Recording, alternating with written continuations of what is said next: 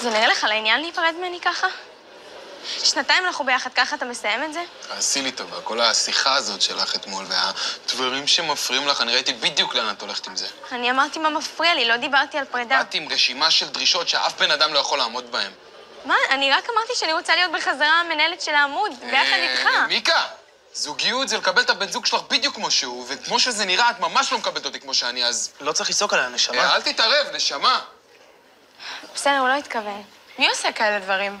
נפרד מחברה שלך בווידאו מבלי לספר לה קודם?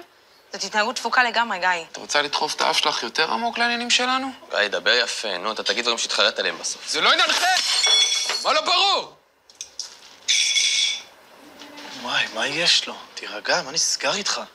וואו, ממש שייקספיר. ריאליטי סוג ד'. אני מה זה מצטערת שזה יצא לך ככה. הכל בסדר, זה לא אשמתך.